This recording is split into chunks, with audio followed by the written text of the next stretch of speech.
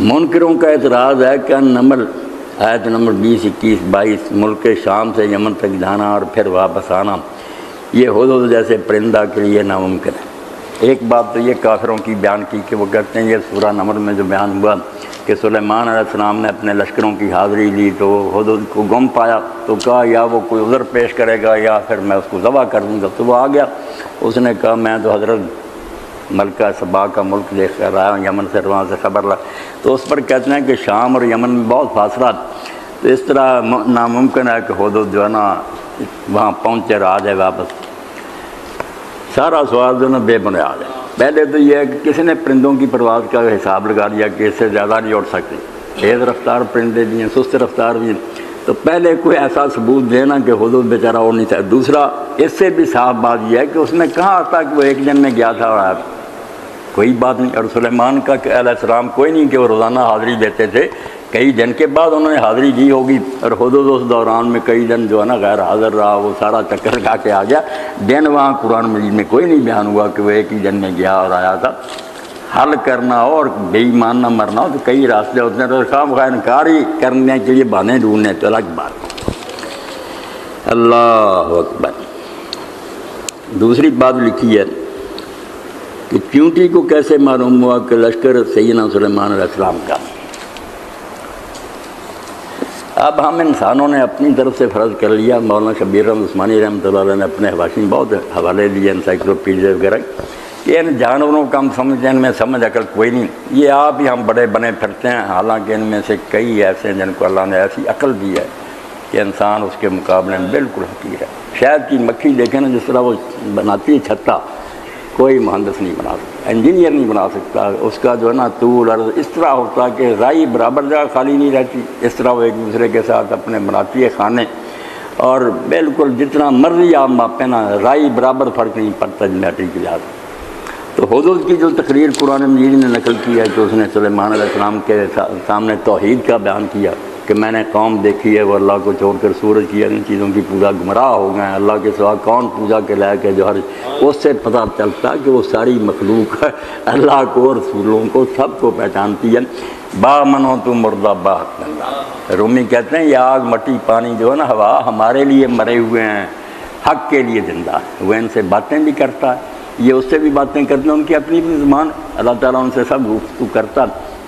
اس لیے یہ کوئی بات نہیں۔ رسول کریم علیہ السلام تھے نا، ایک انصاری نے آ کر عرض کیا کہ میرا اونٹ وحشی ہو گیا،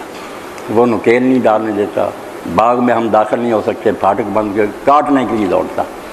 تو نبی علیہ السلام غیر آپ نے فرمایا دروازہ کھول دو، اس نے کہا یا رسول اللہ وہ وحشی ہو چکا، آپ کو نقصان پہنچائے گا، آپ نے فرمایا نہیں کھول۔ جب دروازہ کھولا تو اونٹ جو تھا نا وہ اپنی گردن زمین کے ساتھ لگا کر اس طرح آیا، آپ نے بغل میں لیا، اس کے کانوں پر تھپکی دی، نکیل لی، اس کے ناک میں ڈال دی، پکڑا دیا، اور ساتھ فرمایا کہ شکایت کرتا ہے کہ تم لوگ کام زیادہ لیتے ہو، چارہ نہیں ڈالتے، اس مخلوق کے بارے میں اللہ سے ڈرو، تم نے اللہ کے سامنے حساب دینا ہے، خدمت میں تمہارے لگا دیے ہیں تو چپ رہتے ہیں، تو تم ان کے ساتھ ظلم کیوں کرتے؟ تو لوگوں نے اس موقع پر پوچھا کہ اللہ کے رسول علیہ السلام یہ اونٹ آپ کو جانتا ہے؟ آپ نے فرمایا سوائے بگڑے ہوئے چند جن اور انسانوں کے زمین و آسمان کی ہر شے جانتی ہے کہ میں اللہ کر دوں۔ حتیٰ کہ حدیث پاک میں آتا جب آپ کو نبی مقرر کیا گیا تو آپ گزرتے تھے تو ترمذی شریف میں آتا حضرت علی نے فرماتے ہیں حضور کہتے ہیں میں اب تک اس پتھر کو پہچانتا ہوں، جب میں اس کے پاس سے گزرتا تو وہ کہتا السلام علیکہ یا رسول اللہ۔ اس لیے یہ سوال جو کرتے ہیں نا اپنی تنگ نظری کا ثبوت دیتے کم عقلی کا، ورنہ اللہ کی کائنات کو کس نے ماپا، اس میں سب کوئی ممکن ہے،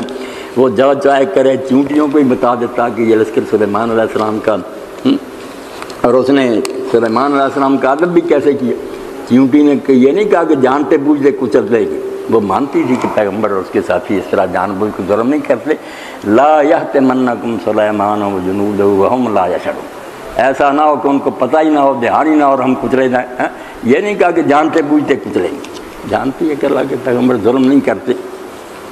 تو چونٹی کو اگر پتہ چل گیا تو حیران نہ ہو۔ پھر لکھا کہ شیشہ سے قبر حوض سے ملکہ اسبا توحید تک کیسے پہنچ۔ دو باتیں ہیں کہ سلیمان علیہ السلام نے جب ملکہ سبا آئی نا ملاقات کے لیے تو پہلے ہی حکم دے دیا کہ ایک شیشے کا محل تعمیر کرو اور اس کا فرش ایسا بناؤ کہ وہ چمکتا ہوا پانی نظر آئے. تو اس تو کہتے ہیں سچ میں نیچے حوض کے پانی تھا, پانی پوری کوئی نہیں, شیشہ ہی ایسا تھا کہ وہ چمکتا ہوا کیوں لگتا تھا جیسے پانی لہریں مار رہا. تو سلیمان علیہ السلام آگے اپنا تخت بچھوایا, گزر کر جانا تھا اس فرش سے. تو اس سے دو مقصد تھے. ایک مقصد تو یہ تھا کہ اس نے جو تحفے تحائف بھیجے اور اپنے ساتھیوں سے کہا تھا کہ میں امتحان کر لوں گی کہ وہ دنیا کا کوئی حکمران ہے جو علاقے چھیننا چاہتا ہے اور حکومت کا بھوکا ہے, پھر تو یہ نہ چیزیں لے گا کہ آ گئے ہیں میرے پاس تحفے بغیر لاٹھ جنگ کے.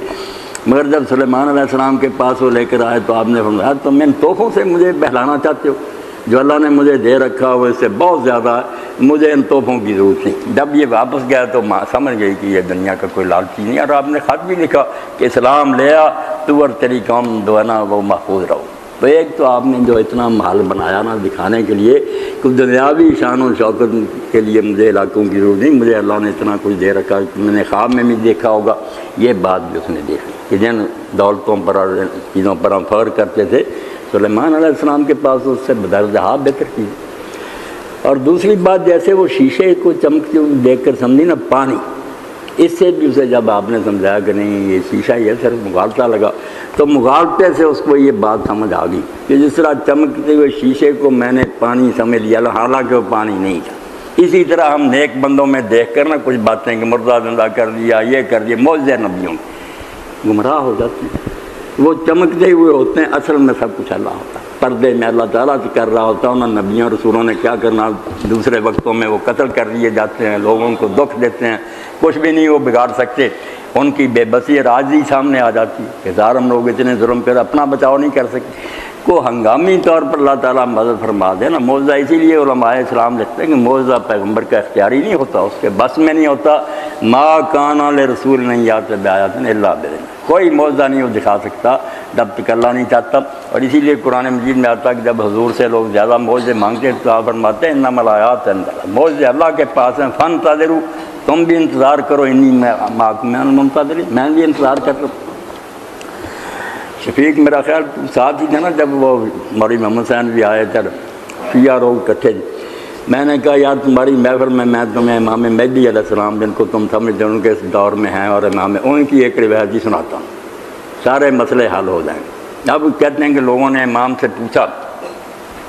یہ پیغمبر جو ہیں یہ بشر کیوں ہیں, بڑے نقطے سے روایت سے حل ہو کہ بشر کیوں اللہ نے رسول اور نبی بنائے. تو امام نے سمجھایا کہ اگر وہ بشر اور رسول, جو نبی اور رسول بشر نہ ہوتے تو لوگ ان کی پیروی کس طرح کرتے, ان کی سنت پر عمل کیسے کرتے. لوگوں کے پاس تو بہانہ ہوتا یہ نوری ہے, انہوں نے یہ نیکیاں کر رہی ہوں گی, ہم خاکیوں سے ہوتی ہیں. اس لیے لازمی تھا کہ وہ انہی میں سے ہوتے, اور وہ ساری چیزیں جن کے اندر ہے نا شہوت بھی اور بھوک بھی اور غصہ سب ان میں ہوں, پھر نیک رہ کر دکھائیں تو نمونہ بنتے ہیں. ورنہ کوئی دوسری جنس ہوتے انسانوں کے لیے وہ نمونہ نہیں بن سکتے. پھر یہ سوال کیا کہ انہیں معجزے کیوں ملتے ہیں. تو امام نے فرمایا کہ اگر وہ کہیں کہ ہم اللہ کی طرف سے معجزہ ساتھ ہی نہ کوئی نشان ہی نہ ہو تو اس طرح سے جس کا جی چاہے نبی بنتا. پھر اللہ کی طرف سے پروانہ تقرری ہونا چاہیے نا کہ واقعی میں نے مقرر کیا کوئی علامت, کسی کو جو ایسا سانپ بن گیا, کسی کے ہاتھ چمکا, کسی کو مردہ زندہ کرنے کے, تو اللہ کی قدرت کا کوئی نشان ساتھ ہوتا ہے کہ بندہ نہیں یہ کام کر سکتا, یہ صرف اللہ تعالیٰ ان کی چاہیے معجزے اس لیے. اور تیسرا فرمایا کہ مشکلیں کیوں آتی ہیں, قتل ہو جاتے ہیں, دکھی ہوتے ہیں, لوگ ستاتے ہیں. فرمایا یہ متوازن رکھنے کے لیے معجزے ہی رہتے ہیں نا, لوگ خدا بنا لیں. یہ پہلو بھی برابر کر دیا کہ معجزے میری طرف سے ہوتے ہیں, ورنہ دیکھ لو ساری مصیبتیں ان پر بھی آ رہی ہیں, بے بس مخلوق ہے, خدا نہیں. یہ تینوں سوال جو اس میں تھے کہ بشر کیوں ہیں, معجزے کیوں ملتے ہیں, مصیبتیں کیوں آتی ہیں, ان کا بیان تھا. تو جو ملکہ نے سمجھا نا, ایک تو شان و شوکت والی بات, میں جن خزانوں پر فخر کرتی تھی سلیمان علیہ السلام کے پاس ویسے محلات ہیں. دوسری طرف وہ بھی مغالطہ سمجھ میں آ گیا کہ جیسے چمکتے ہوئے شیشے کو سمجھ لیا نا پانی, اسی طرح مغالطہ کہ کچھ نیک بندوں میں دیکھ لیتے ہیں کہ اللہ نے یہ کمال دیا, خدا بنا بیٹھتے ہیں. حضرت یوسف علیہ السلام کے اسی لیے مولوی غلام رحمۃ اللہ علیہ لکھتے ہیں کہ جب بازگاہ خریدنے کے لیے آئی نا عورت تھی بڑی خوبصورت, یوسف علیہ السلام نیلام ہو رہے تھے, تو دیکھ کر اس نے کہا تو ہی ہے جس نے زمین و آسمان بنایا, تو ہی خدا ہے, اور کون سا خدا ہے. آپ کے حسن کی وجہ سے مغالطہ کھا گئی, یہی جو ہے نا شیشے کو اس نے سمجھ لیا پانی. تو آپ نے فرمایا ایک قطرے ول ویکھ نہ پلی وگدائی بہر اگائیں, تو ایک قطرے پر دھوکہ کھا گئی, سمندر بہرا آگے, چار قطرہ وچ خاک رلیسی بہر کتے سامنے. قطرے کا کیا، مٹی میں ڈالو ختم ہو گیا۔ سمندر کی کوئی انتہا نہیں۔ اے بی بی میں بندہ جس دا اسے دا جگ سارا، جس دی سنا کرم دا قطرہ سورج دا انگیارا۔ اتنا بڑا سورج جہانوں کو روشنی رات دے رہا، اس کا قطرہ ہے ایک چھینٹا۔ اس لیے اللہ تعالیٰ نے یہ واقعہ جو بیان کیا نا، دونوں باتیں کہ سلیمان علیہ السلام کی شان و شوکت بھی سمجھ میں آئی کہ یہ دنیا کا کوئی بھوکا نہیں، اس کے پاس سب کچھ، اور وہ بھی کہ مغالطہ کھا جانا چند کمالات سے اور سمجھ لینا کہ یہی خدا ہے، یہ بھی غلط بات ہے۔